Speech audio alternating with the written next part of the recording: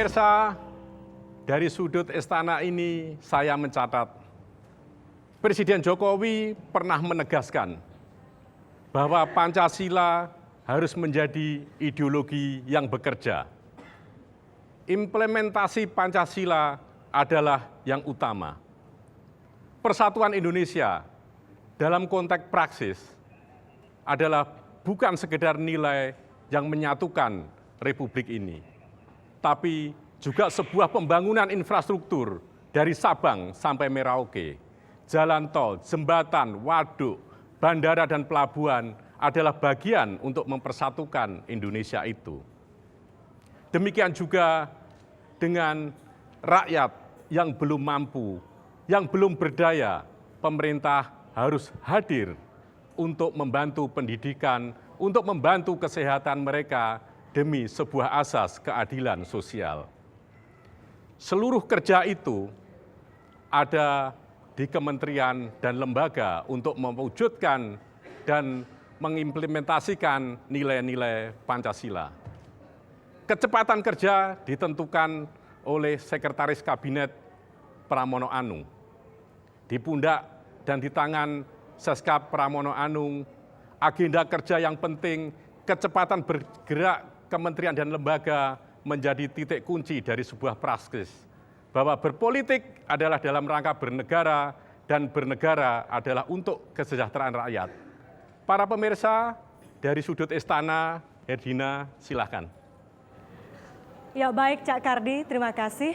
Saudara, demikian tadi Sukardi Rinakit, tim komunikasi Presiden telah mengawali acara kita malam hari ini dengan tirai acara. Dan saat malam hadirin serta di studio juga serta pemirsa di rumah, senang sekali saya Herdina Suherdi kembali menjumpai Anda di Sudut Istana. Sebuah acara yang tidak hanya menghadirkan perbincangan bersama dengan narasumber, yakni mereka yang menyampaikan pesan dari istana, tapi kami juga menghadirkan cerita-cerita menarik, kisah-kisah menarik dari balik belusukan Presiden Jokowi. Dan tema kita malam hari ini yaitu adalah Pancasila, ideologi yang bekerja. Pancasila sebagai ideologi bangsa memang sudah tidak perlu kita perdebatkan lagi. Namun bagaimanakah implementasi Pancasila sebagai ideologi yang bekerja tersebut guna membawa manfaat serta kesejahteraan bagi rakyat, itu yang akan kita perbincangkan malam hari ini bersama dengan narasumber kami di Sudut Istana. Langsung saja kita undang Menteri Sekretaris Kabinet Bapak Pramono Anung. Selamat malam Pak Menteri, terima kasih Bapak sudah berkenan hadir. Kabar baik Pak. Pak, sebelum kita berbincang lebih jauh mengenai konsep ideologi yang bekerja, seperti apa Pak? Mungkin bisa jelaskan. Ya, yang pertama kita beruntung sejak Indonesia merdeka, bahkan sebelum merdeka, para founding father telah memikirkan apa yang menjadi bentuk negara, ideologi, dan bagaimana mempersatukan negara dengan 17.000 pulau itu menjadi satu. Maka kita beruntung begitu merdeka, kita sudah mempunyai ideologi. Kita sudah mempunyai bentuk negara, Negara Kesatuan Republik Indonesia. Bahkan pada tanggal 18 Agustus kita sudah mempunyai Undang-Undang Dasar 1945. Kalau kita bandingkan dengan negara-negara lain, mereka sudah bertahun-tahun, puluhan tahun, mereka sedang mencari bentuk. Kita begitu negara dimerdekakan, kita sudah mempunyai bentuk, kita mempunyai ideologi, kita mempunyai negara kesatuan, kita mempunyai konstitusi, dan kita itulah yang membuat Indonesia sampai hari ini, dalam setiap pergantian kekuasaan, tidak pernah ada satupun negara bagian ataupun provinsi ataupun sedikit pun yang lepas. Dan itulah yang menjadi kekuatan karena apa? Para pendiri bangsa sejak awal, mereka telah memikirkan itu, bagaimana menyatukan 17.000 pulau, bagaimana menyatukan 300 etnik yang berbeda, bahasa yang berbeda. Pak Menteri, maka kalau untuk kita melihat slide ini, apa ini Pak yang bisa digambarkan? Ya, yang pertama tentunya ideologi itu harus bekerja. Ideologi itu harus menjawab tantangan bangsa ke depan. Ya. Dalam pembangun itu harus ada arah yang dituju, apa yang menjadi penuntun. Dan itu adalah fungsi dari ideologi yang menuntun kita, menjadi light star kita mau kemana. Oleh Bung Karno disebutkan kita akan menuju kepada jembatan emas yang ada di seberang sana. Ya. Artinya apa? Bung Karno dan para pemimpin kita harusnya mempunyai cita-cita yang panjang untuk membuat bangsa ini menjadi lebih baik. Lalu kemudian pertanyaannya sudah sampai di manakah perjalanan kita itu ya Pak ya untuk menuju ke jembatan emas itu. Tapi mungkin nanti boleh ditahan dulu sebentar Pak. Tahan lama juga boleh. Karena saya tidak sendiri malam hari ini, tapi saya juga bersama dengan Dr. Kusnanto Anggoro, kita akan bahas bersama dengan Mas Kusnanto. Mas Kusnanto silakan. Ya. Malam Baik. Mas Kus. Mas Kusnanto, saya juga minta sedikit ini pandangan Mas Kusnanto soal Pancasila sebagai ideologi yang bekerja. Ya menarik, saya setuju dengan tadi yang dikemukakan bahwa kita sungguh harus bersyukur dengan ada atau memiliki Pancasila sebagai sebuah ideologi, karena terus terang dalam pengamatan saya sekurang-kurangnya kalau kita bandingkan dengan pengalaman di beberapa negara lain, Pancasila sebagai sebuah ideologi itu mempunyai kapasitas integrating, jadi integrating capacity, penyatuan yang sangat baik. Itu di satu sisi, tapi di sisi lain saya kira kita juga selalu dihadapkan pada sejumlah soal, terutama karena Pancasila itu merupakan sebuah ideologi yang terbuka. Ya. Jadi ini makanya dengan demikian tantangan politik itu selalu harus katakanlah kita hadapi dari kuat. Nanti kita akan bicara lebih jauh ya mengenai tantangan Betul. apa saja yang dihadapi kita Ya. dengan ideologi Pancasila itu. Baik, Pak Silakan, Menteri Bu. dan Mas Kusnanto silakan. Jadi mungkin bisa dilanjutkan kembali Pak tadi mengenai Pancasila sebagai ideologi yang bekerja ini, karena tentu saja mungkin dengan berkembangnya zaman sekarang di era globalisasi, begitu derasnya arus modernisasi yang juga masuk ke Indonesia, tentu ada banyak tantangan yang dihadapi oleh Pancasila itu sendiri. Dan salah satunya misalnya saat ini kalau kita melihat generasi muda sekarang sepertinya juga tidak banyak yang memahami makna dari Pancasila, bahkan mungkin ada yang tidak hafal sila-sila Pancasila. Lalu bagaimanakah pemerintah menanggapi hal itu? Pertanyaan mendasar ke depan, apa yang harus dilakukan? Karena begini, persoalan bangsa saat ini yang kita lihat misalnya persoalan korupsi, Ya. persoalan intoleransi, adanya kesenjangan, kemudian juga perbaikan kualitas demokrasi yang perlu kita perbaiki. Inilah beberapa persoalan yang harus dijawab oleh bangsa pada saat ini. Dan kalau kita lihat dalam perjalanan yang ada dengan segala kekurangan, misalnya demokrasi kita telah tumbuh secara baik. Ya. Dunia mengakui Indonesia sebagai role model baru dunia, sebagai negara mayoritas Islam terbesar di dunia, ada demokrasi dan ada toleransi. Sehingga dengan demikian ketika Bapak Presiden pergi kemanapun, ini selalu menjadi pertanyaan bagaimana menjaga ini. Ya. Dan tentunya tidak mudah. Karena sekarang ini apalagi dalam persoalan Middle East yang sedang bergejolak. Kemudian Eropa begitu fobia terhadap berbagai persoalan terakhir dengan ekstremisme, dengan radikalisme. Nah, inilah yang kemudian kita beruntung ada Pancasila yang menuntun kita semua, menyelesaikan persoalan bangsa kita semua, bahwa kemudian kita pernah juga menghadapi radikalisme, tetapi kelompok mayoritas bisa menjawab itu. Dan sekarang bahkan terakhir saya mendampingi Presiden Jokowi ke Inggris, Perdana Menteri David Cameron mengatakan Indonesia harus menjadi role model dunia. Ya. Demikian juga pada saat bertemu dengan Presiden Uni Eropa, mereka mengatakan bahwa Indonesia, demokrasi, toleransi, dan Muslim mayoritas ini harus menjadi role model dunia, bahwa Islam ini bukan Islam pemarah. Islam itu bukan Islam yang seperti digambarkan selama ini. Islam Indonesia adalah Islam yang rahmatan lil alamin. Jadi itulah yang menjadi kekuatan kita yang paling utama. Jadi perkembangan demokrasi di tanah air dan juga toleransi sudah terjaga cukup baik ya Pak ya. Dan bahkan Obama pun dalam pidato secara terbuka menyampaikan bahwa contohlah Indonesia, negara begitu besar, sekarang negara demokrasi ketiga terbesar di dunia, negara muslim nomor 1 di dunia. Demokrasinya kita berganti kepemimpinan dengan sebelumnya kelihatannya begitu keras, tapi begitu sudah selesai seperti tidak ada apa-apanya. Dan itulah kelebihan kita. Baik, bagaimana kemudian dengan mempersatukan Indonesia? Kita tahu Indonesia tadi kan Pak Menteri sebutkan ada banyak ribuan pulau di Indonesia ini, dan kalau tadi disebutkan juga oleh Cak Kardi di tirai acara bahwa salah satu tantangannya adalah bagaimana mempersatukan Indonesia ini dengan percepatan pembangunan infrastruktur. Bagaimana Pak langkah ataupun strategi pemerintah terutama untuk percepatan pembangunan itu sendiri? Jadi Presiden berulang kali mengatakan bahwa sekarang ini adalah era kompetisi. Ya. Dalam era kompetisi itu bangsa kita tidak bisa lagi berpaling ke belakang. Maka ada dua yang harus dikerjakan. Yang pertama adalah melakukan deregulasi. Maka telah dikeluarkan paket kebijakan dari 1 sampai dengan 12 yang intinya sebenarnya esensinya adalah memberikan kemudahan, memberikan efisiensi, membuat daya tarik bagi investor masuk ke Indonesia, dan mendorong para pelaku dunia usaha terutama menengah ke bawah ini bisa juga mengikuti perkembangan zaman dan mereka bisa bertarung dalam dunia global. Yang kedua, seperti yang dikatakan Mas Kardi tadi, untuk mempersatukan Indonesia tidak bisa lagi menjadi Jawa sentris. Harus Indonesia sentris. Indonesia harus dibangun dari pinggiran-pinggiran. Dan itulah yang dilakukan oleh Presiden Jokowi pada saat ini. Membangun dari Sorong, membangun dari Mentawai, membangun dari Atambua, membangun dari Sabang. Dan itu dilakukan dari Rembele. Dan kebetulan kami selalu mengikuti dan itu tujuannya adalah mendekatkan yang jauh dan membuat kita menjadi sebuah unity, sebuah kekuatan yang nantinya mudah-mudahan kalau ini bisa berjalan dengan baik, saya meyakini pada akhir periode kepemimpinan Pak Jokowi, wajah Indonesia dalam kacamata dunia pasti sudah berubah. Contohnya yang terjadi kemarin juga salah satu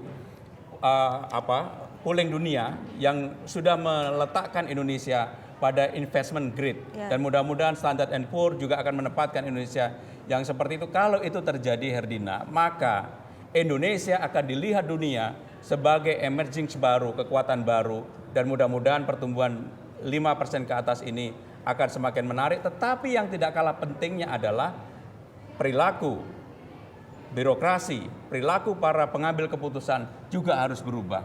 Mereka harus open mind, harus terbuka dan memberikan kesempatan siapapun yang ingin memajukan Indonesia ini secara bersama-sama. Reformasi birokrasi sendiri sudah ada kan dan berjalan? Saya yakin kelebihan kita, birokrasi kita sebenarnya sudah baik. Saya ingin memberikan contoh di tempat saya. Presiden itu dalam 1 minggu ratas itu bisa sampai 5-8 kali. Betul. Dan kita media juga mengikuti dan itu. itu memerlukan mesin yang luar biasa. Ya, kecepatan tanpa dan mesin yang luar biasa tidak bisa. Ya. Maka ya pimpinannya harus memberikan contoh, mesin birokrasinya harus bekerja keras dan alhamdulillah sekarang ini saya melihat dengan segala kekurangan yang ada. Menurut saya birokrasi Indonesia sudah mengalami perbaikan yang luar biasa di istana. Dan mudah-mudahan ini juga menular di tempat lain di kementerian lembaga. Mas Kusnanto Kalau tadi adanya di Pancasila sebagai ideologi negara, ideologi bangsa dan seterusnya itu seberapa jauh itu menjadi katakanlah pemersatu di antara katakanlah menteri-menteri dalam kabinet, karena mereka kan bisa saja kalau mempunyai latar belakang ideologi yang berbeda. Dugaan saya kalau melihat pada beberapa report media itu misalnya kan sebenarnya perdebatan di dalam kabinet di Indonesia dalam sistem presidensial itu kan tidak keruh katakanlah perdebatan seperti di Inggris misalnya. Setiap pemimpin mempunyai karakter yang berbeda-beda, gaya style kepemimpinan yang berbeda. Presiden Jokowi selalu bahkan memberikan ruang untuk adanya perbedaan. Dan perbedaan itu harus diselesaikan melalui mekanisme rapat. Maka kenapa kemudian apabila ada perbedaan seperti contoh yang paling meriah di publik adalah mengenai blok Masela, onshore atau offshore. Ruang itu diberikan. Tetapi begitu Presiden sudah memutuskan, semuanya harus mengikuti itu. Nah, maka saya ingin mengatakan, Mas Kus, sebenarnya ini adalah cerminan dari kepemimpinan yang memegang teguh ideologi. Presiden memberikan ruang itu. Dan semakin berdebat keras sebenarnya semakin baik. Tetapi harus di dalam ruangan. Sebab kalau tidak, semuanya sangat bergantung pada Presiden. Dan Presiden juga ada keterbatasan. Maka Presiden harus mendapatkan informasi sebanyak-banyaknya untuk mengambil keputusan. Dan ini kita lihat sekarang ini, hampir semua keputusan Presiden adalah sudah mendapatkan begitu banyak informasi yang didapat dari menteri dan juga dari kami yang menyiapkan materi itu. Itu sebenarnya ideologi di Indonesia dalam hal ini Pancasila itu lebih bersifat kultural, politikal atau apa? Karena kalau kita lihat konstitusi ya, semua konstitusi sejak tahun 45 itu di mukadimahnya kan selalu ada Pancasilanya. Jadi sistem kepemerintahan yang kita anut entah itu presidensial atau parlementer, konstitusi RIS maupun UED-SDS dan sebagainya itu kan ada Pancasila. Mas Kus, saya ingin mengatakan secara singkat, Bung Karno dianggap sebagai penyambung lidah rakyat yang dianggap sebagai yang menggali Pancasila. Bung Karno tidak pernah mengatakan bahwa sayalah yang membuat Pancasila, tidak pernah. Bung Karno selalu mengatakan yang menggali Pancasila. Beliau mengatakan bahwa Pancasila itu sebenarnya inherent ada dalam urat nadi rakyat Indonesia. Dan mereka itulah yang kemudian kalau ada pemimpin yang bisa membimbing, mengarahkan, saya yakin Indonesia akan menjadi bangsa yang kuat. Dan sekarang ini teman-teman sekalian, kita lebih dihargai di mata dunia daripada di kita sendiri. Karena salah satu hal yang mungkin kita juga harus belajar adalah kita selalu iri dengan orang lain yang melakukan sesuatu lebih baik dari kita sendiri. Dan demokrasi memberikan ruang itu, tetapi sekali lagi saya ingin mengatakan Pancasila itu sebenarnya inherent ada pada masing-masing individu orang. Bagaimana sebagai bangsa yang multikultur ini bisa bersama-sama, yang berbineka ini bisa bersama-sama ke depan. Dan itu dibutuhkan pemimpin yang bisa memberikan contoh seperti tadi disebutkan Pak Menteri bahwa istana sudah memberikan contoh misalnya. Tapi lalu kemudian bagaimana itu bisa diikuti oleh yang di bawahnya. Saya kalau tidak salah beberapa hari yang lalu misalnya Presiden meminta agar ada tim khusus untuk mengawasi bagaimana sih pelaksanaan paket deregulasi dari 1 sampai 12 itu. Kenapa Pak harus ada tim khusus ini? Apakah selama ini pelaksanaannya belum maksimal sehingga diperlukan tim khusus yang mengawasi atau bagaimana Pak? Sebagai perubahan yang mendasar dalam waktu yang tidak terlalu lama, 8 bulan, ada 12 paket deregulasi dan ini sebenarnya merubah banyak perilaku terutama pada pengambil keputusan pada tingkat itu. Sebagai contoh aja Rina, dulu BKPM untuk ngurus 8 sampai 12 izin perlu waktu 2 bulan. 1 bulan paling cepat dan membuka ruang adanya hengki-pengki. Proses interaksi perorangan. Sekarang ini kita tutup itu. Semua izin ada 8 sampai 12 izin itu hanya 3 jam dan dilakukan online. Sehingga tidak ada proses secara orang per orang dan itu tidak menutup. ada celah ya. Nah, yang akan dilakukan oleh pemerintahan ini adalah memperkecil itu semua. Termasuk pelayanan nanti untuk SIM, STNK, KTP, bahkan untuk surat nikah kalau Mas Kusnanto mau nikah lagi, itu akan kita tutup. Jadi semuanya dilakukan secara terbuka. Bahkan nantinya ada yang namanya financial inclusive untuk pembagian kartu-kartu atau dulu yang disebut dengan BLT. Tidak lagi secara tunai, secara cash, tetapi dilakukan secara phone banking. Jadi rakyat nanti sekarang semuanya kan sudah mempunyai HP sampai di tingkat desa-desa. Mereka akan ditransfer uangnya ke sana sehingga tidak ada interaksi. Tidak ada orang yang bisa motong. Tidak ada orang yang kemudian melaporkan katakanlah memerlukan sekian miliar. Ternyata tidak dibagikan seperti itu. Karena semuanya harus ada by name, by address dan itu dibagi secara langsung dari pusat. Itu untuk mengurangi proses katakanlah terjadinya abuse of power, penyalahgunaan kekuasaan dan jabatan. Ya, baik. Jadi esensi dari Pancasila dalam konteks ideologi yang bekerja ini sebenarnya kan lebih ke pelayanan kepada kepentingan rakyat. Pelayanan kepada masyarakat. Pada masyarakat itu ya. Jadi pelayanan kepada masyarakat, menjaga negara, dan yang paling penting adalah membuat negara ini menjadi negara petarung yang bisa memenangkan pertarungan di kemudian hari. Ya. Percuma kita melakukan yang baik-baik ternyata tidak menyiapkan anak-anak muda kita untuk berbuat lebih baik bagi bangsanya. Nah, menyiapkan anak-anak muda kita. Ini dimulai dari mana? Apakah dari pendidikannya? Bagaimanakah dengan sistem pendidikan kita saat ini, kurikulum kita saat ini? Apakah kemudian pemerintah juga punya revolusi mental misalnya? Apakah itu sudah dalam prakteknya itu sudah cukup ataukah sebetulnya masih jauh? Dulu kan kita pernah bahkan punya semacam PP7 dan seterusnya ya. Iya, ada PUPA. Yang secara sederhana begini. Anak didik kita ini diberikan pelajaran terlalu berlebihan. Mata kuliah atau mata pelajaran kita terlalu berlebihan. Dan secara perlahan, sekarang ini kan kita kurangi. Termasuk ujian nasional dulu menjadi momok bagi anak-anak kita. Sekarang sudah dihapuskan, dihilangkan, tidak lagi menjadi ini. Dan nanti mata pelajaran pada tingkat SD itu harus ada ruang untuk adanya kegembiraan. Mereka membangun optimisme, ada bermain, nggak semuanya dicekokin urusan matematika, urusan yang pada kehidupan mereka nanti sebenarnya ini tidak dimanfaatkan sama sekali. Kalau kita lihat anak-anak kita dari kecil sudah membawa ransel yang isinya tasnya buku, berat ya? tasnya yang sangat berat. Padahal anak seumur itu harus kasih kesempatan bermain. Kalau kita lihat di Korea, di Jepang, bahkan di Amerika, anak-anak seperti itu ada ruang 25-30% bermain.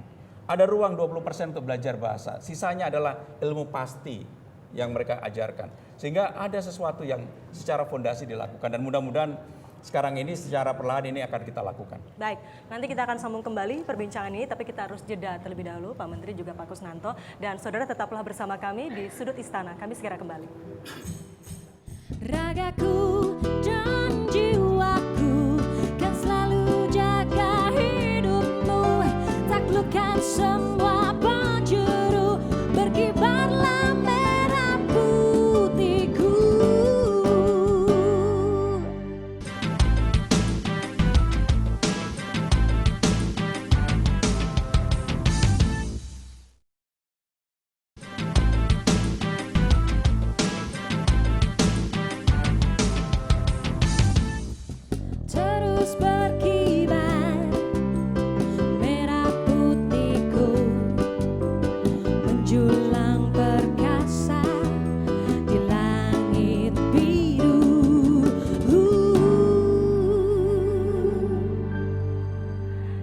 Terima kasih Anda kembali bersama kami di Sudut Istana dan kami lanjutkan kembali perbincangan kita di Sudut Istana malam hari ini. Pak Menteri, tadi kita terakhir sebelum jeda membahas mengenai bagaimana membekali anak-anak kita atau anak-anak bangsa ini dengan pendidikan, dengan ilmu. Tapi bagaimanakah juga bekal moral, bekal mental mereka nanti untuk sebagai penerus bangsa. Ini terkait dengan saat ini yang Mas Kusnanto kita tahu ada banyak kekerasan seksual yang dilakukan kepada anak dan yang lebih mirisnya lagi pelakunya juga anak-anak gitu. Anak-anak ini padahal nantinya akan jadi penerus bangsa ini. Ya memang kasus ini ada dan kita tidak perlu tutupi. Kita harus mengambil pelajaran dari hal tersebut. Apa yang salah terhadap kenapa bisa timbul? Tentunya ada triggernya, ada pemicunya. Sekarang ini sudah era digital yang sangat terbuka. Dengan gampang kita melihat pornografi secara terbuka, dan itu tentunya masuk dalam mindset anak-anak kita, dan mereka apalagi kalau kemudian secara kolektif mereka bersama-sama menggunakan narkoba, miras, itu menjadi pemicu. Kalau kita lihat beberapa kasus yang ada di Bengkulu, di beberapa tempat yang lainnya, awalnya adalah di antara mereka sendiri saling melakukan mendorong itu. Yeah. Nah, kemudian tidak bisa mengontrol dirinya dan melakukan tindakan itu. Apa yang harus dilakukan? Ya tentunya secara hukum, by law harus dilakukan perbaikan. Kedua yang tidak kalah pentingnya adalah peran keluarga. Jadi keluarga ini sekarang harus juga bertanggung jawab terhadap anak-anaknya. Jangan terlalu diberikan kebebasan yang berlebihan menggunakan gadget. Ini salah satu sumber. Ada dua hal. Orang bisa menjadi inward looking atau outward looking. Inward looking menjadi asosial. Tiap hari kita mungkin sudah seperti itu, pegang gadget terus. Ya. Ada juga yang kemudian melihat gadget sebagai sarana untuk mengekspresikan dirinya. Ingin lebih freedom, ingin lebih bebas. Itulah yang terjadi sekarang ini dan pemerintah tentunya harus bertanggung jawab, harus mengatur sistem bagaimana itu bisa dikurangi. Saat ini Presiden sudah menandatangani Perpu. Ya. Perpunya kurang lebih untuk melakukan pencegahan kekerasan terhadap anak dan perempuan.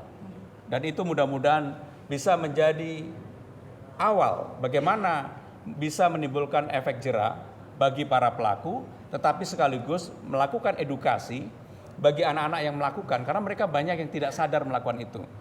Kalau kemudian mereka kita hukum berat karena masih anak-anak, ini juga problem di kemudian hari, karena kita lihat sekarang ini persoalan di lapas juga. Seringkali anak yang masuk lapas yang dulunya katakanlah terbawa karena kolektivitas tadi, akhirnya karena pendidikan di lapas lebih keras, ada narkoba dan sebagainya, malah memperburuk. Nah inilah yang harus dilakukan. Yang pertama tentunya lapas harus diperbaiki. Ya. Yang kedua, negara harus secara keras melakukan perang terhadap narkoba dan sudah dilakukan. Kalau kita lihat hampir tiap hari ditangkapin di mana-mana. Ya. Tetapi tidak cukup. Karena apa? Negara Indonesia negara kepulauan. Pintu masuknya terlalu banyak. Terlalu banyak. Nah inilah yang harus dicegah. Maka untuk itu tetap Berdina, saya ini orang yang dengan optimisme ke depan. Walaupun persoalan kita begitu banyak. Indonesia hari ini menurut saya langkahnya kita tidak perlu lagi menjadi bangsa yang minder. Bangsa yang selalu mengolok-olok diri sendiri.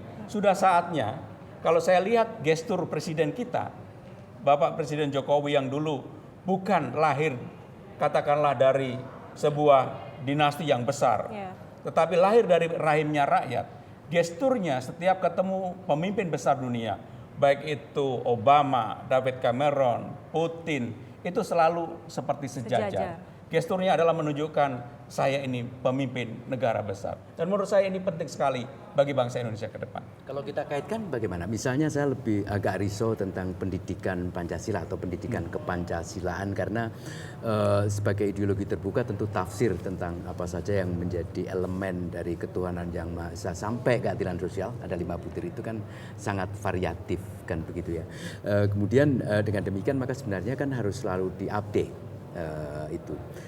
Yang kedua, contoh mengenai Pak Presiden yang berasal dari kalangan rakyat dan seterusnya, itu saya setuju betul, dan kemungkinan besar itu lebih menunjukkan bahwa katakanlah bahwa educating dengan mendidik dengan cara, dengan perilaku itu akan lebih mudah katakanlah begitu dibanding mengajarkan dengan katakanlah bagaimana mengimplementasikan dan sebagainya dari butir-butir Pancasila itu. Penegasannya, penekanannya di mana untuk beberapa tahun ke depan? Kita tidak bisa lagi melakukan edukasi secara dogmatis. Karena masyarakat kita, anak-anak kita ini sudah menjadi anak yang berkembang dengan pikirannya yang berbeda. Mungkin zaman saya dengan Herina juga berbeda, saya dengan Mas Kus juga berbeda. Mereka sudah tumbuh. Nah, yang harus dilakukan adalah pendidikan yang memberikan kesadaran. Proses penyadaran yang tumbuh, yang bisa membuat anak didik kita menyadari bahwa bangsa ini tidak bisa lagi hanya menggantungkan pada orang tuanya. Mereka juga harus mempersiapkan diri untuk menjadi pemimpin bangsa ini. Dan saya yakin, Mas, yang paling penting kalau demokrasinya dijaga, pemerintahannya menjadi pemerintahan yang baik, transparan, terbuka, bersih, tidak korupsi, menjadi role model, menjadi teladan, menjadi contoh. Dengan sendirinya masyarakat kita ini gampang untuk berubah. Tetapi kalau kemudian para pemimpinnya korup, para pemimpinnya katakanlah menghadapi banyak persoalan, maka rakyat juga akan memberikan mencontoh itu. Dan inilah yang menjadi tanggung jawab pemimpin nasional pada saat ini. Ya, termasuk juga menjaga soliditas gitu ya. Saya tadi tertarik ketika Pak Menteri mengatakan bahwa perdebatan Presiden membuka ruang sebetulnya untuk adanya perdebatan, tapi yang terpenting itu harus diselesaikan di ruang rapat. Ya. Bicara soal perdebatan gitu kan. Ini juga publik beberapa waktu yang lalu melihat misalnya ini kabinet solid apa enggak sih ya gitu kan, soalnya di antara menteri kadang-kadang suka menyampaikan pernyataan yang bertolak belakang satu dengan yang lain misalnya. Itu bagaimana Pak suasananya saat ini? Yang pertama sekarang ini adalah era demokrasi. Media juga mempunyai peran besar untuk melakukan framing. Jadi menteri ini ditanya begini, tanya begini, kemudian medianya mau framing. Enggak apa-apa. Tentunya pemerintah juga harus bisa melakukan lebih jauh dari itu. Apa yang kami lakukan dengan ratas seminggu 7-8 kali sebenarnya membuat media tidak bisa memframing istana lagi. Itu satu. Yang kedua, perbedaan sekarang ini diatur betul di ruang rapat. Perbedaan kayak apapun. Sebagai sekretaris kabinet, saya berkewajiban untuk meminta kepada para menteri tidak lagi melayani doorstop di istana. Semua pengen bicara ada stage-nya, ada panggungnya. Supaya tidak ngomong ngalor ngidul. Dan kalau kita lihat sekarang ini bukan apa-apa, bukan bermaksud untuk membanggakan diri. Relatif yang muncul dari istana tidak lagi perdebatan yang sifatnya substansial. Tetapi bahwa kemudian menterinya ini di framing, misalnya persoalan 2 hari yang lalu tentang bawang. Ya. Antara satu menteri ditanya begini, pertanyaan yang sama dengan sudut yang berbeda ditanyakan. Jawaban ini kemudian dibenturkan di media. Nah, kita juga harus siap. Presiden segera mengambil tindakan bahwa garisnya ini selesai. Nah, inilah yang kita lakukan. Jadi termasuk persoalan yang paling heboh, berbagai persoalan. Kalau kita lihat hari ini, wajah presiden kita selalu tersenyum dan penuh optimisme. Wapres kita juga begitu. Para menterinya saya lihat juga sudah lebih confident karena periode ini katakanlah periode untuk beradaptasi sudah dilakukan, apalagi konsolidasi politiknya sudah selesai. Saya baru mau bilang tadi, Presiden sebenarnya semakin berkembang, apakah mungkin karena sekarang sudah dapat tambahan dukungan baru gitu kan dengan adanya dukungan dari Partai Golkar. Mungkin itu yang dimaksud ya, Pak Menteri ya? Ya, Republik ini ada selalu nggak mau ikut yang kalah, selalu pengen ikut yang menang. Mungkin hanya satu pemimpin yang bisa bertahan untuk tetap di luar pemerintahan ketika dia kalah. Hanya Ibu Mega. Yang lainnya selalu pengen ikut yang menang. Bisa ikutnya terbuka, bisa ikutnya sembunyi-sembunyi. Nggak apa-apa. Tetapi ini sebenarnya menunjukkan bahwa Indonesia adalah bangsa yang bergotong royong. Tapi kan untuk yang ikut yang menang ini tentu juga ada harapan di balik itu. Gitu. No free lunch, nggak ada makan siang gratis. Nggak ada makan siang gratis ya. Jadi kita tinggal nunggu aja gitu. Iya, itu Pancasila. Jadi kita tinggal tunggu aja gitu nanti ya apa yang akan terjadi berikutnya. Baik, ini kita sudah bicara tadi agak serius. Sekarang saya ingin bicara lebih yang sifatnya lebih pribadinya Pak Menteri nih. Pak Menteri ini kan asli Kediri ya? Kediri. Apa Pak yang dikangenin dari sana? Di sana tuh ada sego tumpang, ada tahu, pecel ada tumpang, soto getuk pojok, pisang, kerupuk kere, kemudian sate bekicot. Sate bekicot. Mana yang paling dikangenin dan di sini nggak ada, susah dicari? Kalau satu bekecot saya yakin jarang ya di Jarang Jakarta. ya di Jakarta ya.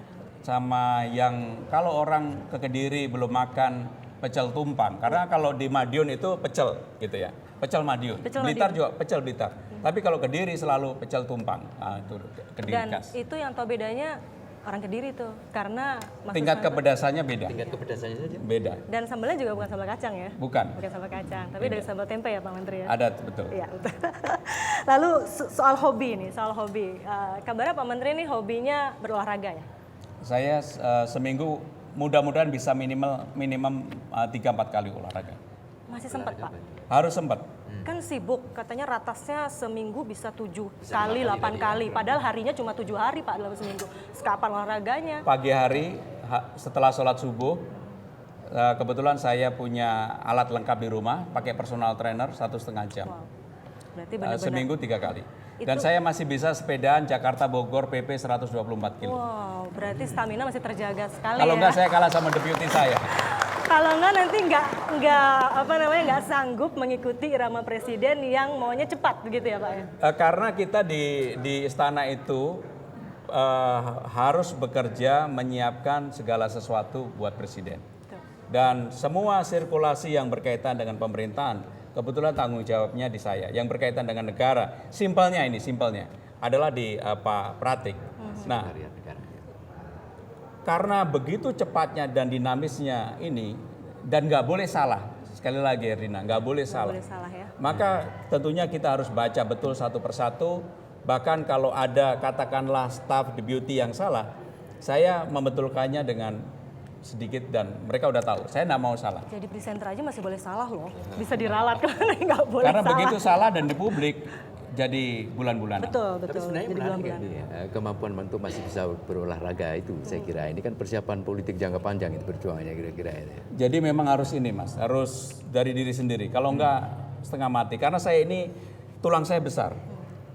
Badan saya itu gampang gemuk, disebul aja gemuk, ditiup aja gemuk. Ditiup aja gemuk. Maka harus Jadi dijaga harus betul.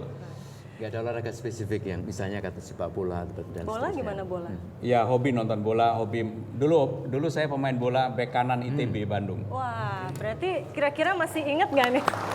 Kira-kira masih ingat nggak nih gimana? Pantesan mahir juga melakukan Iya. political dribbling ya. Nah, tuh political Saya dribbling. kalau Bagaimana ditanya tanggapannya? pemain bola seluruh dunia saya hafal. Yang paling disukai? Saya adalah penggemar Mourinho. Kebetulan Mourinho lahir tahun 63 sama dengan saya. Oh, jadi karena tahun lahirnya sama? Sebentar lagi akan menjadi pelatih MU. Di Mourinho waktu di Chelsea, pemainnya 11 utama siapapun saya hafal. Mulai dari depan, belakang, sampai kipernya pun saya hafal. Kalau Karena Indonesia Pak? Indonesia? ya Indonesia pada zaman saya hafal, yang sekarang juga hafal.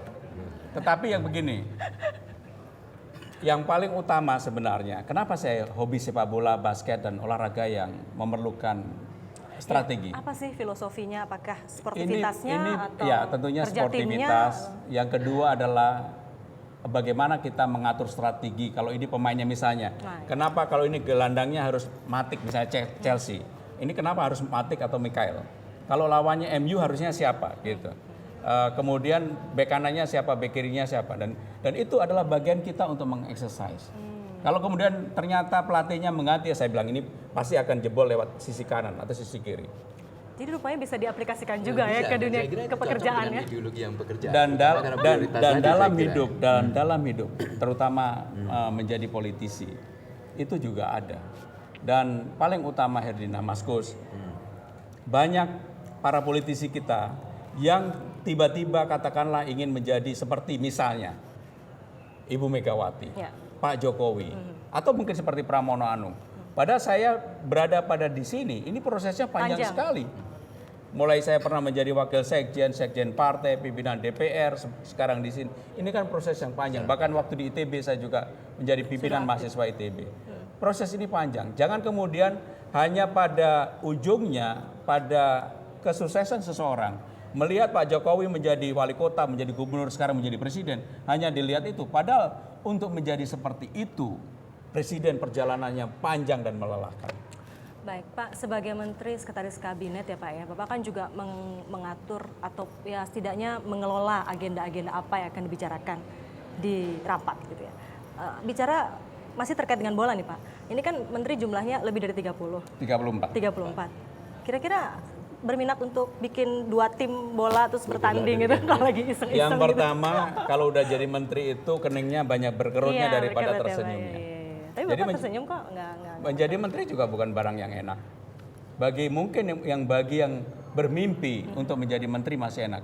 Tetapi ketika dia menjadi menteri, persoalan kita adalah begitu dia duduk dia lupa turun, walaupun dia tidak bekerja maksimal. Seharusnya proses ini juga dilihat oleh publik, diberikan penilaian oleh publik, dan kemudian presiden juga memberikan penilaian terhadap Baik, itu. Bapak ini sudah terbukti kecanggihannya dalam bekerja, dalam dunia politik juga. Yang kita pengen buktinya malam hari ini adalah kecanggihan Bapak dalam bermain bola. Dulu pernah jadi bek kanan kan? Tapi Masih saya ingat pakai dong, Pak? sepatu saya aja pantofel gini. Nggak boleh ada alasan, Pak. Kita sudah siapkan bolanya, Pak. Monggo, Pak, silakan. Mungkin sedikit aja. Ya, silakan. Ini buktinya nih, Pak. Nih. Wah.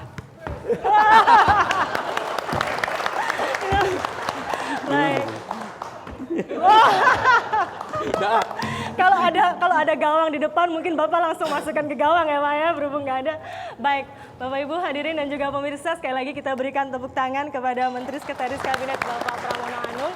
Dan untuk itu Bapak kami ucapkan juga terima kasih. Terima kasih, Adi. Terima kasih sudah bergabung bersama kami, sudah berbincang di sudut istana. Tentu saja mudah-mudahan apa yang jadi perbincangan kita malam hari ini ya Mas Susnanto bermanfaat juga tidak hanya untuk kita yang ada di sini, tapi juga yang ada di rumah. Masih panjang jalan kita untuk menuju tadi yang disampaikan Pak Menteri, jembatan emas yang menjadi cita-cita dari founding father bangsa ini. Baik, saya lagi terima kasih Pak Menteri. Ya. Dan ini menjadi akhir dari perbincangan kita malam hari ini di sudut istana. Tapi tentu saja kita akan kembali bergabung dengan Pak Sukardi Rinakit untuk mengikuti penutup ataupun closing dari acara ini, yaitu adalah apakah ada cerita menarik lainnya dari balik kunjungan kerja Presiden? Ada, Herdina. Para pemirsa, saya selalu mencatat hal-hal yang menarik di balik belusukan Presiden. Ini pengalaman saya pertama kali. Ternyata kita tidak boleh sama sekali membayangkan bahwa ikut kunjungan Presiden itu adalah enak, nyaman, rileks. Pengalaman saya, koper harus ditaruh di depan kamar hotel jam 3 pagi. Karena Presiden begitu aktif ingin memastikan setiap program itu berjalan, dicek terus. Jadi pagi-pagi sudah check out hotel dan mulai kunjungan kerja. Saya masih pakai baju tidur. Koper sudah saya taruh di luar kamar. Baju yang akan saya pakai, batik, sudah saya siapkan. Ketika setelah habis sholat subuh, saya mau ganti baju batik. Lalu saya bingung, baju tidur saya harus saya taruh di mana ketika kopernya sudah dibawa oleh petugas protokol. Saya tidak mungkin memakai tas kresek. Cerita ini saya sampaikan ke Pak Hadi, Pak Sesmil, dan Mas Pram, Pak Seskap. Beliau menyarankan 2 SOP nanti lain kali. Pertama, masuk hotel, cek apakah ada piyama atau tidak. Kalau ada piyama, nanti koper keluar, ganti piyama. Kalau tidak ada, gampang. Pakai anduk di kamar mandi. Habis itu kalau dingin, kita bisa tidur di balik selimut. Itulah pengalaman saya ikut kunker Presiden. Tidak mudah karena Presiden selalu bergerak cepat untuk memastikan program-program di lapangan bekerja sesuai dengan program pemerintah yang sudah ditetapkan. Para pemirsa, dari sudut istana ini, dari sudut rumah para pemirsa, dan dari sudut tanah air, jangan pernah lelah mencintai Indonesia.